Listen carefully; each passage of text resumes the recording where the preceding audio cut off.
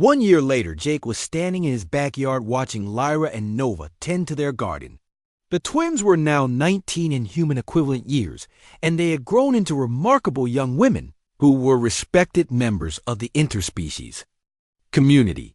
More importantly, they had become his partners in every sense of the word, and Jake could not imagine his life without them. The transition had not been easy or quick. After that conversation on his apartment steps, it had taken another 6 months of counseling and careful exploration before Jake fully accepted what his heart had been trying to tell him for years. Dr. Foster had helped him understand that love could take many forms and that cultural differences did not make feelings invalid.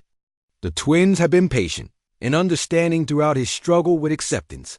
The formal bonding ceremony had taken place 3 months ago in a beautiful blend of human and Zilani traditions. Zarakal had traveled from Kepler 442b to perform the Zilani rituals, while a human minister had handled the legal aspects that would be recognized on Earth. It was not exactly a wedding in the traditional human sense, but it was a commitment ceremony that bound the three of them together as a family unit. Jake was now 33 years old and worked as the director of Interspecies Family Services at the Integration Center. His unique experience with Zilani culture and cross-species relationships had made him valuable in helping other mixed families navigate the challenges of living between two worlds. He genuinely loved his work, but his real happiness came from the life he had built with Lyra and Nova. The twins had both found their own career paths as well. Lyra had become a telepathic counselor who helped traumatized refugees process their experiences and heal from psychological wounds.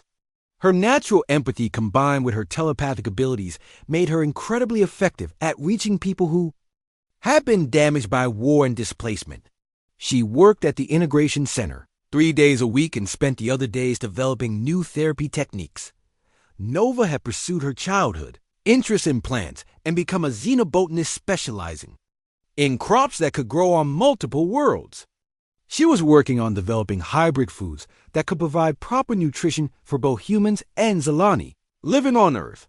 Her research was already helping other interspecies families maintain their cultural food traditions while adapting to their new planet.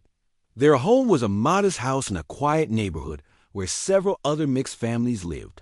The community had been surprisingly accepting of their unusual relationship, and Jake had found that most people were more curious than judgmental. The twins' obvious happiness and maturity had convinced even skeptical neighbors that this was a genuine loving family rather than something inappropriate. Living together had required adjustments from all three of them. Jake had to learn Zilani customs about shared emotional space and telepathic communication. The twins had to adapt to human concepts of privacy and individual decision-making. They all had to figure out how to balance romantic partnership with the deep parental bond that Jake still felt toward the twins. It was complicated, but it worked because they all wanted it to work. The physical side of their relationship had developed slowly and naturally over many months. Jake had been nervous about that aspect. The twins had helped him understand that Zilani partnerships were based more on emotional and mental connection than physical attraction. The physical intimacy had grown out of their existing love rather than being the foundation of it. It felt right in a way that Jake had not expected. Today was special because the twins had something important to tell Jake. They had been acting excited and secretive for the past week, and Jake knew they were planning to share some kind of news with him. He suspected he knew what it was, but he wanted to let them tell him in their own way. Nova looked up from the vegetables she was harvesting and smiled at Jake. "The tomatoes are almost ready. We will have fresh salad for dinner tonight." "That sounds great," Jake said. "You two have really made this garden beautiful." Lyra finished watering the flowers and walked over to where Jake was standing. "Papa Jake, we want to talk to you about something." Even though they were partners now, the twins still sometimes called him Papa Jake, especially when they had something serious to discuss. It was a reminder of how their relationship had started, and Jake found it endearing rather than strange. "What is it?" Jake asked, even though he was pretty sure he already knew. Nova set down her basket of vegetables and came to stand beside her sister. Both twins had that glowing look that Jake had. Learn to associate with important news. We have been talking about the future and about what kind of family we want to build together. And we have decided that we want to have children with you, Lyra said with a bright smile. Jake felt his heart speed up with excitement and nervousness. Children, are you both sure about that? Very sure, Nova said.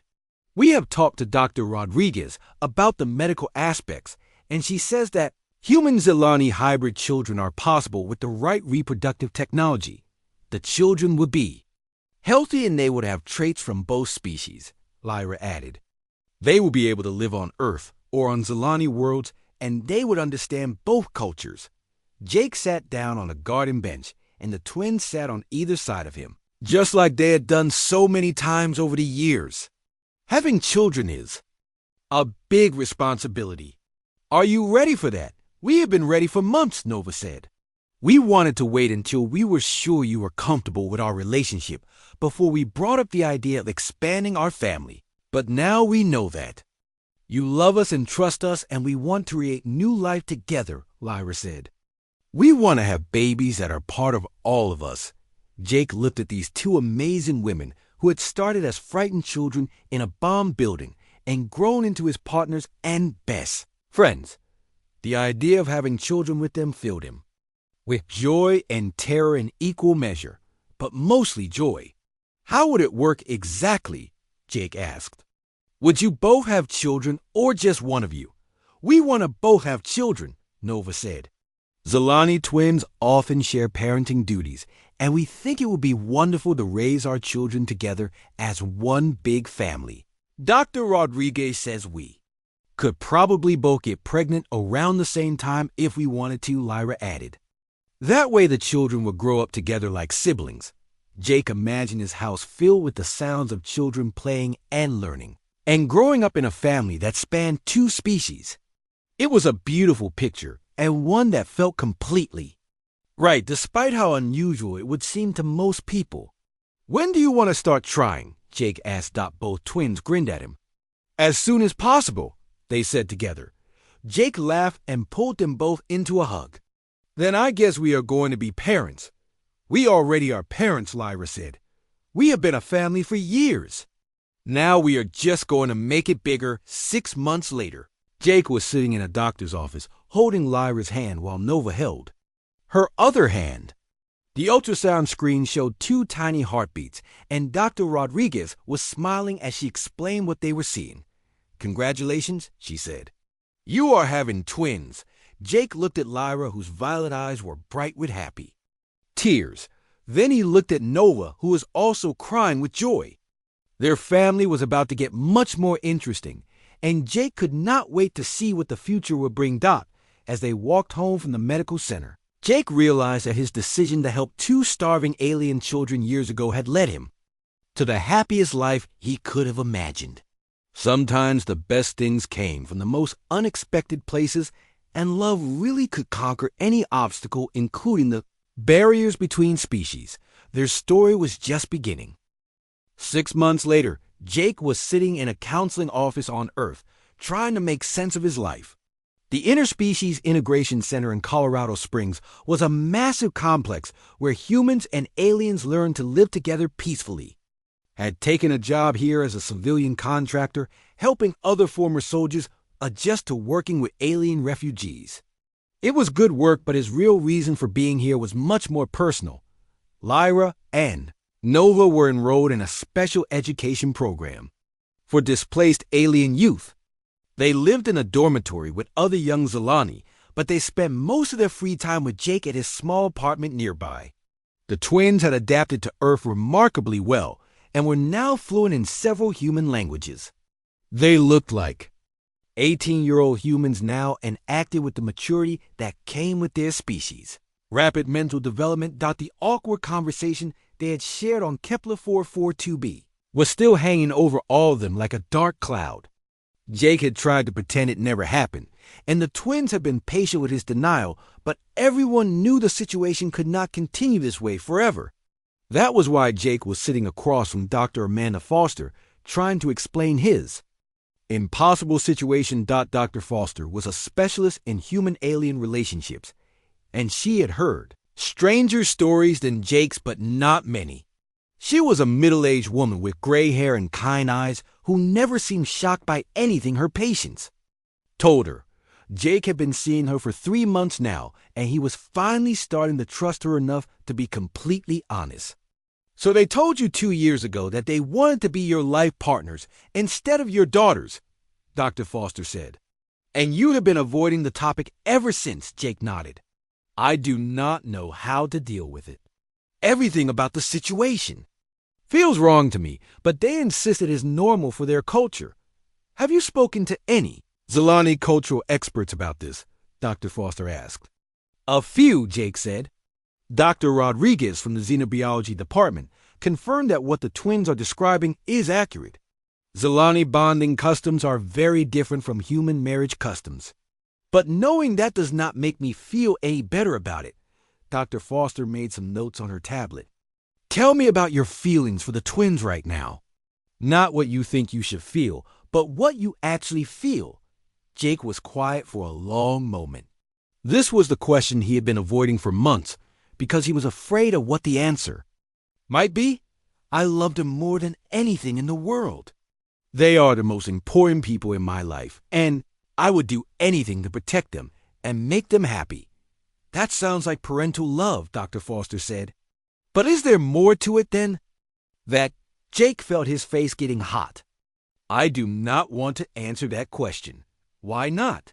Because if I admit that I might have other feelings for them, then I am a terrible person who took advantage of children. Dr. Foster leaned forward.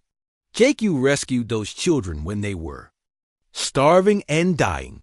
You cared for them for years without asking for anything in return. You gave them food and shelter and education and love. How does that make you a terrible person? Because now they think they want to marry me, Jake said. And part of me is starting to wonder if that might not be such a bad thing. There it was. The truth he had been hiding from himself for months.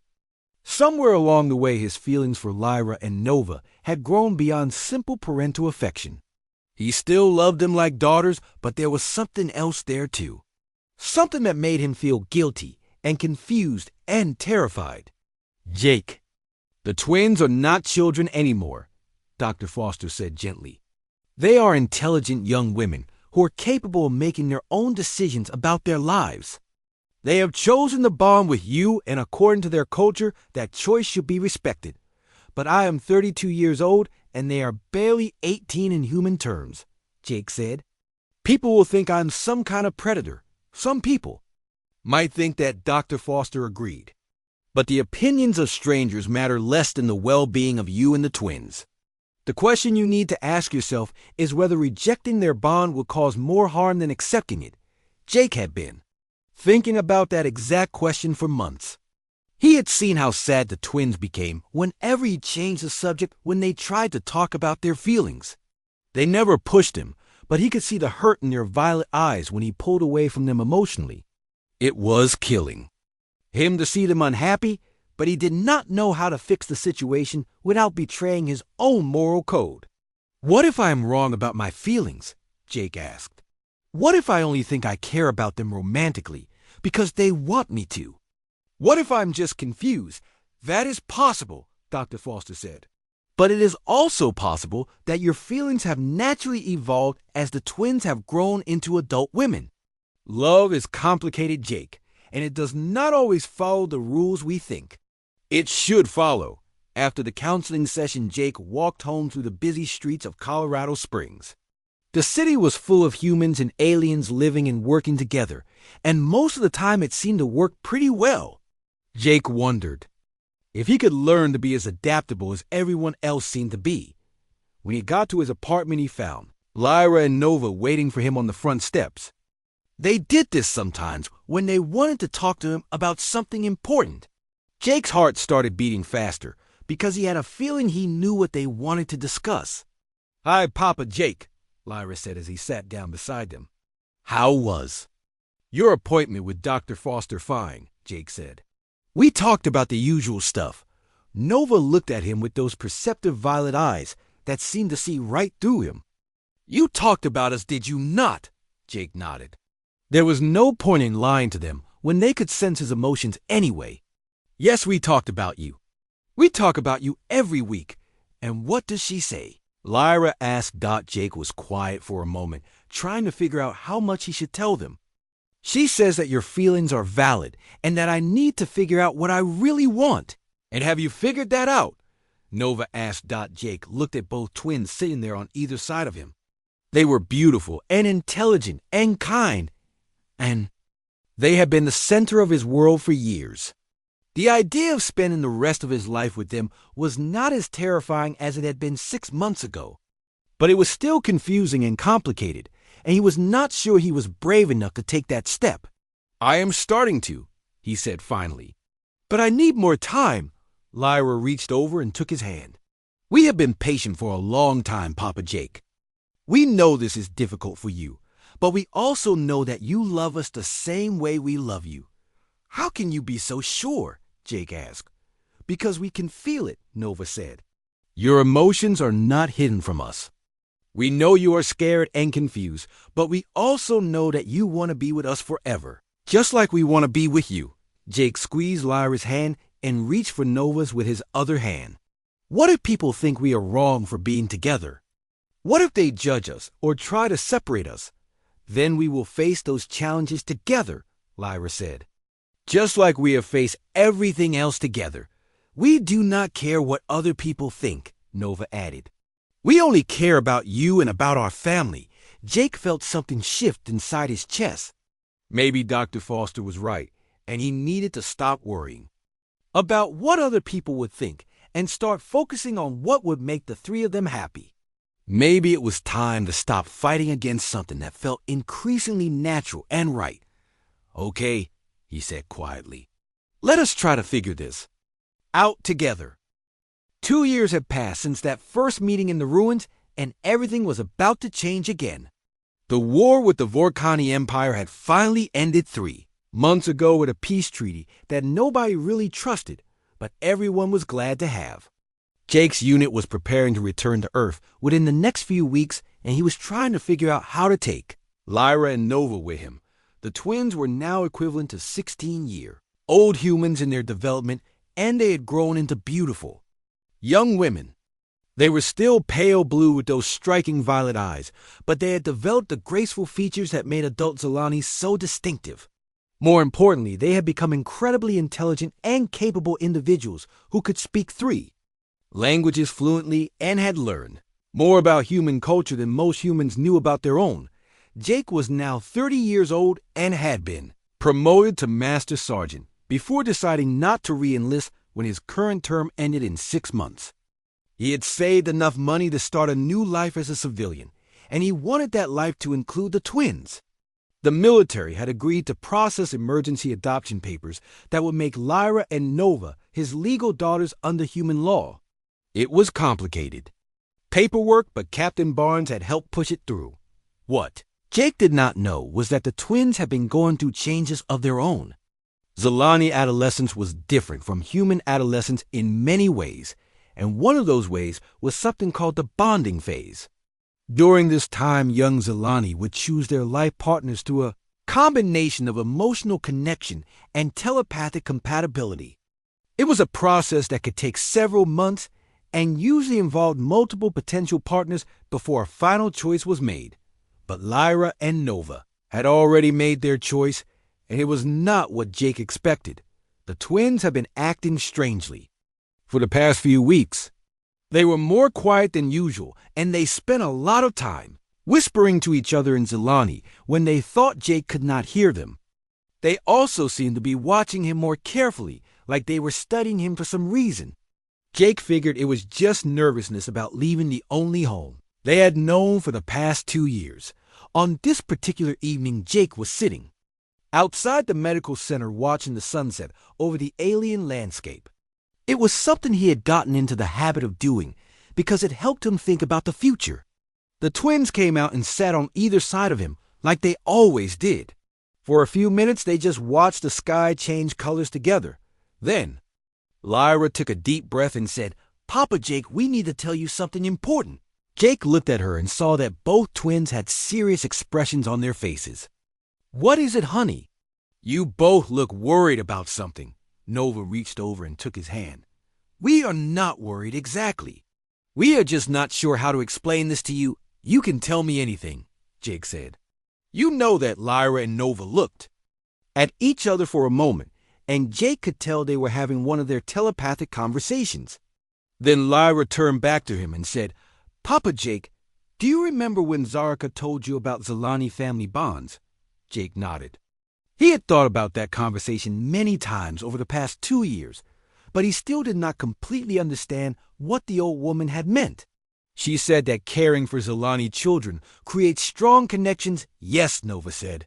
And she was right. The connection between us is very strong now. Stronger than normal family bonds. Jake was starting to feel confused. "What do you mean stronger?" Lyra took his other hand so that both twins were holding on to him. "In our culture, when someone takes care of Zilani children the way you took care of us, it creates a special kind of bond. We become connected not just as family, but as potential life partners." Jake felt like someone had just hit him in the stomach. "Life partners? You mean like marriage?" "Yes," both twins said at the same time. Jake pulled his hands away and stood up quickly. "Girls, you are my daughters. I adopted you." "This is not appropriate." Nova stood up too, and her violet eyes were bright with emotion. "Papa Jake, we know this is confusing for you, but please listen. In Zilani culture, the bonds that form between caregivers and children are different from human family bonds. They are deeper and more complete. We have been going through our bonding phase for the past few months," Lyra added. "It is when young Zilani choose their life partners. And we have chosen you." Jake started pacing back and forth. His mind was racing, and he felt sick to his stomach. "You were 8 years old when I found you. I have been like a father to you for 2 years. This is wrong. It is not wrong in our culture," Nova said gently. "Age differences do not matter as much to our people. What matters is emotional compatibility and telepathic connection. We have both of those with you. But I am human," Jake said. "I do not understand your telepathic stuff, and I certainly do not think of you as anything other than my daughters." Lyra walked over to him and put her hand on his arm. "We know you love us as daughters right now, but we also know that your feelings for us have grown deeper over time. We can sense your emotions, remember. You care for us in ways that are more than just parental." Jake stopped pacing and stared at her. "That is not true." "It is true," Nova said, "and it is beautiful. In our culture, when bonds like this form naturally, they are considered gifts.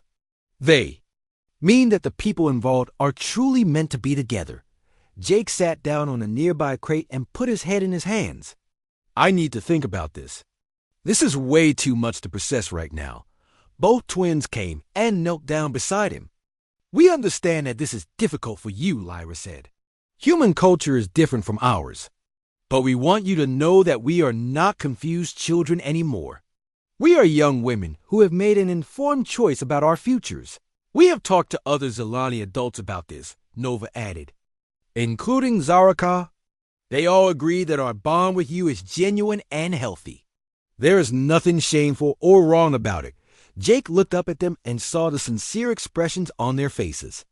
They really believed what they were saying, and they clearly thought this was a positive thing. But everything in his human upbringing was screaming that this was wrong. He had rescued them as children and raised them as his daughters. How could they suddenly want to be something else? "I need time to think," he said finally. "This is not something I can just accept right away." "We know," Lyra said, "and we are willing to wait. We have waited this long to tell you because we wanted to be sure of our feelings. We also wanted to wait until you had finished the adoption process," Nova said. "We knew this would be easier if we were legally your daughters first." Jake laughed, but it was not a happy sound. "Easier? You think this is easier?" "Yes," both twins said together. Jake stood up and started walking toward the medical center. "I need to be alone for a while. We can talk about this more later," Papa Jake Lyra called after him. "Please do not be angry with us. We love you and we just want to be with you forever." Jake stopped but did not turn around. "I am not angry. I am just confused, and I need time to figure this out." He went inside and closed the door behind him. Then he sat down at his desk and tried to make sense of what had just happened. The two most important people in his world had just told him they wanted to be his wives instead of his daughters. It was the kind of situation that no amount of military training could have prepared him for. Jake put his head down on his desk and wondered what he was supposed to do next. 6 months had passed since Jake found the twins in that ruined building. The war had shifted to other parts of the planet, and his unit was now stationed at Forward, operating Base Atlas. The base was bigger than their old outpost and had better facilities, including a proper medical center where Jake worked most days. More importantly, it had given him a place to keep Lyra and Nova safe. That was what the twins had told him their names were once they started learning English better. Lyra was the one who had spoken to him first that day in the ruins. She was braver than her sister, but only by a little bit. Nova was quieter, but she seemed to understand things faster than Lyra did. Both girls had made amazing progress in the last 6 months. Jake had set up a small living space for them in an unused storage room behind the medical center. Captain Lisa Barnes had found out about the twins after 2 weeks, but instead of reporting, she had helped him get supplies for them. She said having the girls around was good for morale, and Jake was not going to argue with that. Reasoning. The twins had grown taller and gained weight since Jake started taking care of them. Their pale blue skin had a healthy color to it now, and their violet eyes were bright and curious instead of scared and tired. They both wore human clothes that some of the other soldiers had donated, but they still looked very much like Zilani children. What surprised Jake the most was how quickly they learned English. Within 3 months, they could have basic conversations. And now they spoke almost as well as human children their age would. They still mix in Zilani words sometimes, but Jake was starting to pick up their language too. It turned out that Zilani children were very good at teaching adults new things. The twins also had abilities that Jake was still getting used to. They could sense his emotions somehow, and they always seemed to know when he was worried or sad about something. At first, it had been a little unsettling, but now he found it comforting. They would come sit with him when he had a bad day or bring him food when he forgot to eat. It was like having 2 very attentive daughters. Both girls had started calling him Papa Jake about 2 months ago. The first time Lyra had said it, Jake almost started crying right there in the medical center. He had never thought much about having children, but these 2 had become the most important thing in his life. He would do anything to protect them and make sure they were happy and safe. The twins helped around the medical center too. They were very good at organizing supplies, and they seemed to have a natural understanding of which medicines went with which injuries. Nova was especially interested in the plants that grew around the base. She would collect leaves and flowers and try to figure out which ones might be useful for healing. Jake thought she might become a doctor someday if she wanted to. Lyra was more interested in people than plants. She liked to sit with wounded soldiers and talk to them while Jake worked on their injuries. Somehow she always knew the right thing to say to make them feel better. Several Marines had told Jake that talking to Lyra helped them more than any pain medicine could.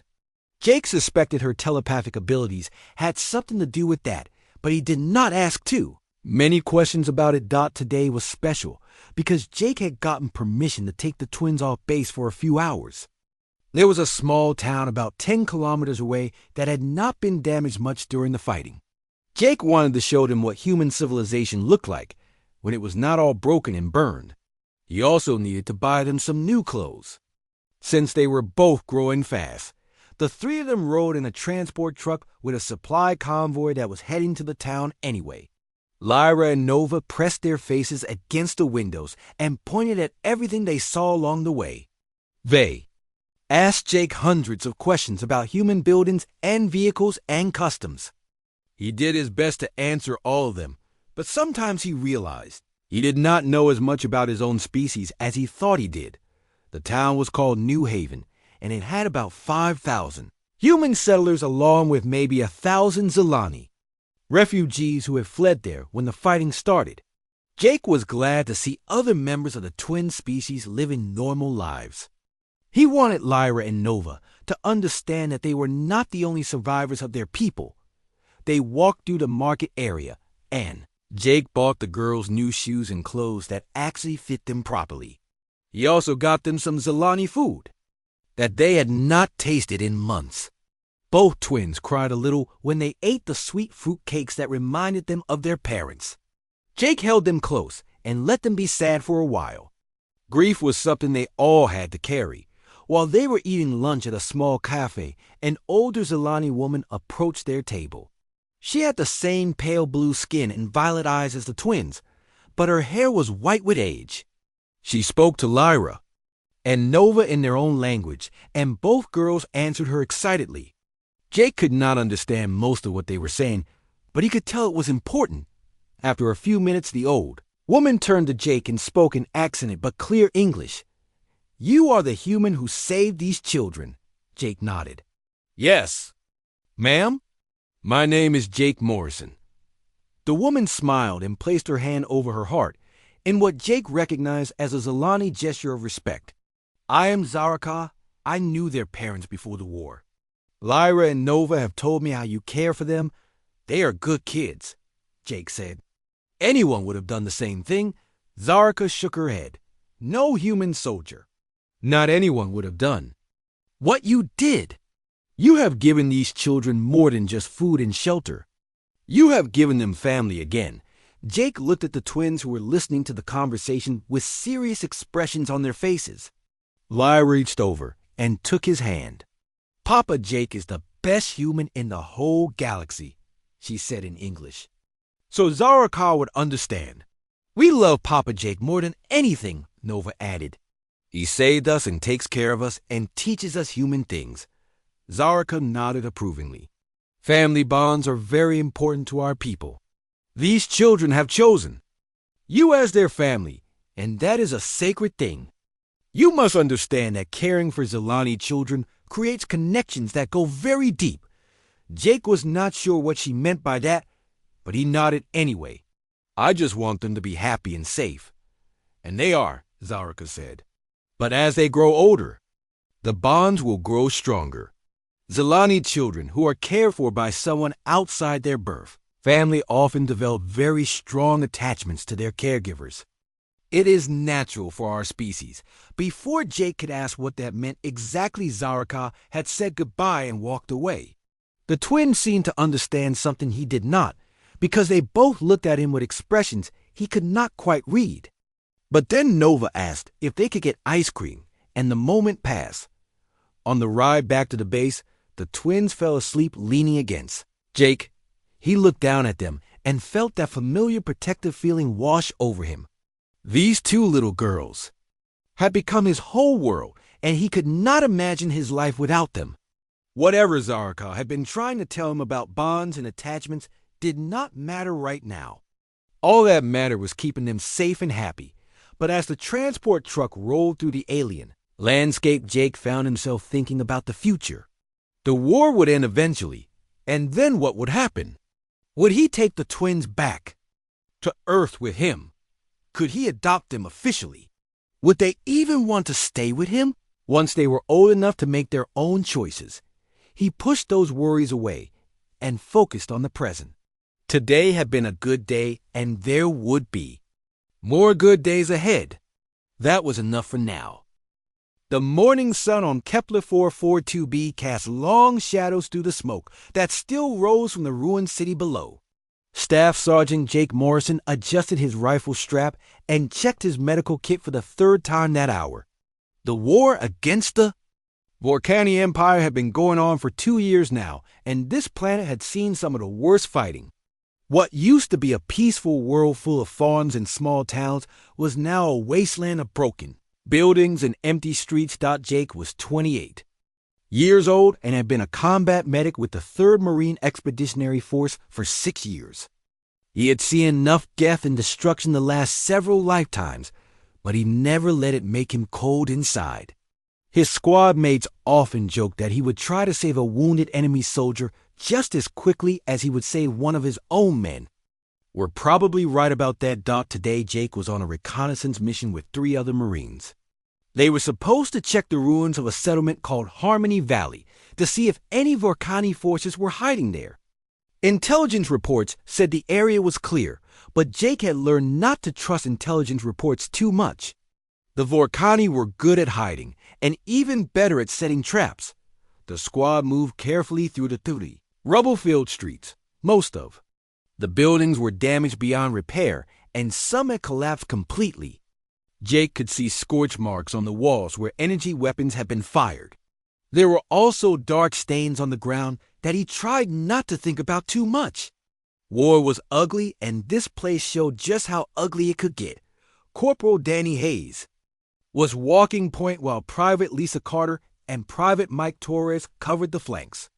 Jake stayed in the middle where he could reach any of them quickly if they got hurt. They had been working together for 8 months now, and they moved like they could read each other's minds. That kind of teamwork kept soldiers alive.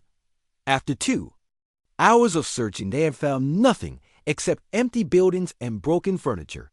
Jake was starting to think this really was a waste of time when he heard something that made him stop dead in his tracks. It was very quiet, but he was sure he had heard it. A soft crying sound was coming from somewhere nearby. Jake held up his fist to signal the others to stop. They all froze and listened carefully. There it was again. It sounded like a child crying, but trying to stay quiet about it. Jake felt his heart speed up a little. Finding civilians in combat zones was always complicated, but finding children made it worse. He pointed toward a partially collapsed apartment building about 50 meters away. The sound seemed to be coming from there. Danny nodded, and the squad moved toward the building, using hand signals to stay quiet. As they got closer, the crime became more clear. It was definitely at least one child, and they sounded scared and hurt. The front of the building had been hit by some kind of explosive. Half of the first floor was just gone, and the rest looked like it might fall down at any moment. Jake could see into what used to be someone's living room. There was a couch turned over and family pictures scattered on the floor. The crime was coming from deeper inside the building. Danny started to move toward the front entrance, but Jake grabbed his arm. The whole structure looked unstable, and sending 4 armed Marines clomping around inside might bring the rest of it down. Jake pointed to himself and then to a hole in the sidewall that looked big enough for one person to crawl through. Danny shook his head, but Jake was already moving. Jake slung his rifle across his back and pulled out his pistol instead. He also grabbed his medical kit and a bottle of water from his pack. If there were hurt children in there, he wanted to be ready to help them. He squeezed through the hole in the wall and found himself in what used to be a kitchen. The crime was louder now, and it was coming from the back of the building. Jake moved carefully through the debris, trying not to make any noise. He could hear his squad mates outside covering the exits in case this was some kind of trap. But the crying sounded too real to be fake. Children were not usually part of Vorkani trap plans anyway. Jake pushed aside a fallen beam and stepped into what might have been a bedroom. The crying stopped suddenly, like whoever was making the noise had heard him coming. Jake holstered his pistol and pulled out a small flashlight instead. He wanted to look as non-threatening as possible. "Hello," Jake said quietly in English. "My name is Jake, and I am here to help you. Are you hurt?" No answer came back, but he could hear very quiet whispering in a language he did not recognize. Jake took another step forward, and his light caught something that made him freeze. 2 pairs of large violet eyes were staring at him from behind an overturned dresser. The eyes were definitely not human. Jake had seen aliens before during this war. The Zilani were a peaceful species that lived on several worlds in this system. They looked somewhat like humans, but with pale blue skin and those distinctive large eyes. Most of them had been evacuated when the fighting started, but apparently not all of them had made it out. "It is okay," Jake said in the gentlest voice he could manage. "I will not hurt you. Are you Zilani?" One of the figures behind the dresser said something in their own language. It sounded like a question. Jake wished he had paid more attention during the cultural briefings about local species. He knew a few words in Zilani, but not enough to have a real conversation. Jake slowly set his medical kit and water bottle on the floor where the children could see them. Then he backed away a few steps and sat down to make himself less intimidating. Being a big human with combat gear probably looked pretty scary to alien children who had been hiding in a bomb building. After a few minutes, one of the figures slowly came out from behind the dresser. It was a young Zilani female, probably around 8 years old in human terms. She was very thin, and her clothes were torn and dirty.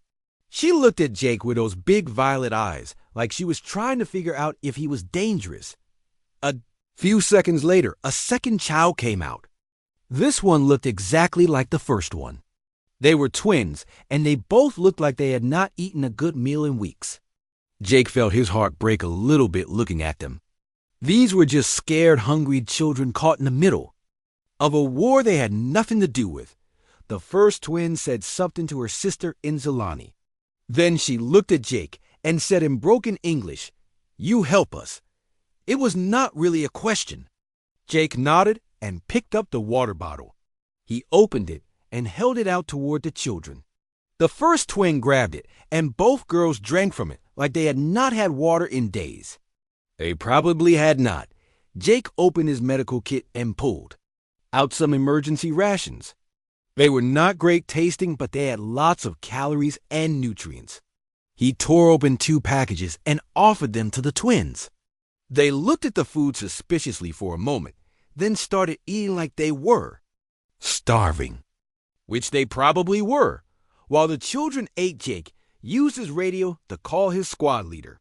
He kept his voice very quiet so he would not scare the twins. "Canny, this is Jake. I found 2 Zilani children in here. They are hurt and hungry, but alive. We need to figure out what to do with them." Danny's voice came back through the earpiece. "Copy that, Jake. Are they injured? Do they need immediate medical attention?" Jake looked at the twins more carefully. They had some cuts and bruises, but nothing that looked serious. Mostly, they just looked malnourished and exhausted. No serious injuries, but they need food and water. They have been here for a while. Understood. Protocol says we need to call this in and wait for civilian evacuation teams. Jake knew what that meant. The evacuation teams were backed up for weeks, and these children would end up in some overcrowded refugee camp where they might not get the care they needed. He looked at the twins who were still eating his rations and made a decision that would change all their lives forever. "Danny, I am going to stay with them for a while and make sure they are stable. You guys continue to patrol, and I will catch up later." There was a pause before Danny answered. "Jake, that is not really procedure." "No," Jake said. "But they are just kids."